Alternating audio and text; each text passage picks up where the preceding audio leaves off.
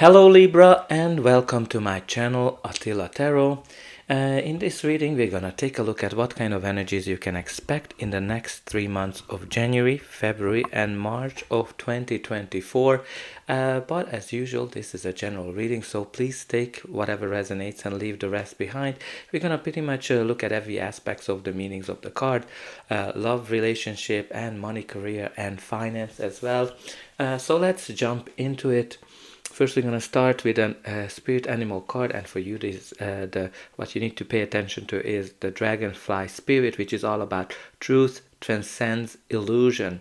So this is kind of like one of those where you need to kind of pay attention what is real, what is not, and really focus on trying to distinguish what can be kind of misleading, what can be just an illusion versus what is the truth. So you need to kind of focus on that, not to be misled by anything this period of time. But let's jump into the tarot. In the center of your reading, you do have the Two of Cups. The Two of Cups is the card of partnership. It can be naturally like personal relationships. It can be also business partnership. This is a law of attraction type of energy when two people from diverse backgrounds come in together and form some kind of a partnership. Great indication of a soulmate connection. If you are single, most likely your soulmate is coming towards you. But if you're in an existing relationship, most likely you're already with your soulmate. Great energy. But it can be also business partnership, as I said. Definitely the description of this partnership, it's an equal give and take type of relationship when both parties are benefiting from this relationship. And what is also kind of important with it, that this can be some kind of a contract as well, like a contract in a sense of a promise, contract in a sense of an actual contract, for some of you that are interested more on a relationship, and this can be an engagement. This can be also a wedding for some of you, but it can be also that you're kind of signing some kind of a contract when you are committing yourself to something, some kind of partnership. But again, partnership can be also business partnership. Now, in the first card we have here for you is the Four of Pentacles. So the Four of Pentacles, it's kind of like a little bit of mixed things in a sense, because it is the card of stability. So some of you are coming from a stable financial background, and that's kind of the meaning of it, and it might be connected to some kind of a partnership. But the challenge with the Four of Pentacles, that he is trying to hold on to something that he worked very hard, and the challenge of trying to hold on to something is the fact that it kind of has this fear of losing something, and the fear of losing something can attract that you're actually getting to the next level, which is the Five of Pentacles, which is a loss of something. So with this card, it can be like, some of you are holding on to something from the past. Some of you are holding on to a relationship. Some of you are holding on to negative experiences from the past, like baggages that you're not letting go. Some of you are holding on to pains or negative experiences or hurt. Some of you are kind of not letting go something. Some of you might be jealous, some of you might be controlling, if you're kind of looking at it from a relationship or even in a business perspective, you might be a controlling person as well. And then it can be also that somebody is withholding some kind of an information from you. There's some kind of a secret, but there's somebody is not letting something go. And the next we have here is the Moon card, which is the card of insecurities. It is also a card of fears, anxieties, when you're kind of not sure how things are evolve. But it can be also a card of secrets, right? Like the moon can be a secret when you don't know something, when something is in the shadow. Like you kind of have two cards, both the Four of Pentacles, both the moon can indicate some kind of a secret, withholding something, not letting something go. And when the moon comes up, it's very important that you follow your instinct, follow your inner guidance, and that's going to kind of lead you to something good. There's definitely something connected to some kind of a partnership here, something that you're not letting go, some kind of a secret related to a partnership. But let's see, what is the next card? The next card is the Nine of Wands, which is kind of indicating that you're very tired, you're very exhausted from something. Because like this is the wounded soldier. When you've been kind of through a lot, you've been kind of working hard, you're kind of putting a lot of effort into something, and you just don't know whether you're kind of gonna achieve whatever you're working towards or not. And this is the card that kind of tells you to push forward, to push through, because you're very close to achieving your target. This is not the time of giving it up. And what's kind of very important here, what kind of came to me, like we talked about with the moon and the Four of Pentacles about secrets, and you can kind of see truth transcends illusion. So it's very important to kind of pay attention to what is the truth, and what is just the illusion here. Now the next we have here is the Queen of Pentacles. So Queen of Pentacles is the card of stability, right? Financial stability. It can be a person, it can be your energy, or just the general meaning of the card. She is somebody who is a great business person. She makes great decisions. This might be a leader, this might be a partner.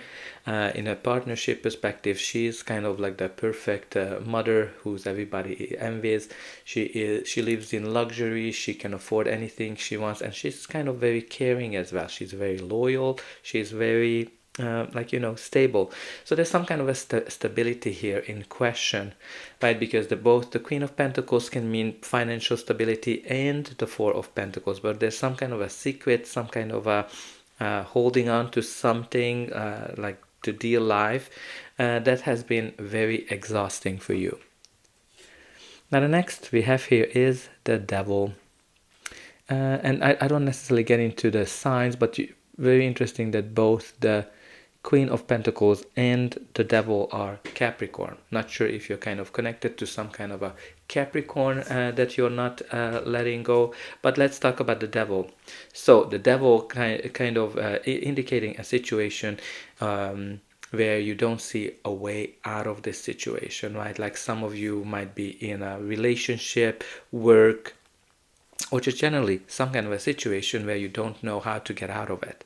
And probably that's the one that's kind of exhausting you. Maybe there are some secrets that are exhausting you, because the Devil is one of those that you kind of feel limited, you're feeling trapped. It can be a toxic relationship, it can be a toxic boss, a toxic work environment, where you know that it's not the right place for you, but somehow the Devil is always kind of luring you back because it has some kind of an attractive side to it, right? Like maybe the pay is good, maybe the sex is good, maybe there are ups and downs in times of moment, because the Devil can be even abusive relationship, it can be lying, cheating. The Devil can pretty much anything that comes from the shadows. And very interesting, you have two kind of shadow cards here, both the Moon and the Devil is kind of indicating some kind of a shadow aspect. Devil can also be like when you're kind of dependent of something. This can be a relationship that you're dependent of. This can be a work, a business partnership that you're dependent of. Some of you might be dependent of some kind of an abuse, substances like drugs, alcohol, smoking, or eating, overeating, indulging. like we're kind of dependent on something, right? Like dependent relationship, dependent on the work, something that you kind of don't feel that is that you are able to get out of it or let it go. And again, you kind of have this Four of Pentacles energy of trying to hold on to something, and I just can't not see the chains as well, that it's kind of chaining you down, that you're trying to hold on to something that maybe it was not real, maybe it was not the truth, maybe it is just an illusion, right? You kind of have this illusion main message that maybe you are kind of trying to hold on to some kind of an illusion in your life. Very deep messages, but let's see what's going to be the final outcome of this reading. But before that, please don't forget to like, share and subscribe, especially if this reading helps you. That's an indication for me that it was helping you, and you can also help me to increase the channel and to make sure that more people get the help, the message that they need. And for you, it is only a push of a button. So I hope that you already pushed those like and subscribe buttons, and I'm always very happy to see in the comment section what's going on in your life, what is that you're trying to hold on to. Of course, if you're happy to share. Now the next we have here is the Three of Swords. So Three of Swords is not a good experience. Like, there's no kind of great way to put it, because the Three of Swords is some kind of a disappointment, a heartache, when you're kind of hurting of something. This can be a breakup, this can be a job loss, this can be not getting the attention you want, this can be any kind of disappointment that's kind of makes you feel sad. But like for some of you, if you are in a toxic work environment, if you are in a toxic relationship that's not serving your greatest good, this breakup, this losing of a job or breaking with that company might be actually a good thing. That's kind of comes to back to stability, because there's something here that that's disappointing you. Now, Three of Swords, you can see those dark clouds on the image. Those are kind of an indication that the dark time, it's not here to stay forever. This is gonna go away as well, and after the dark comes the light. So, and the next we have here is the Knight of Pentacles.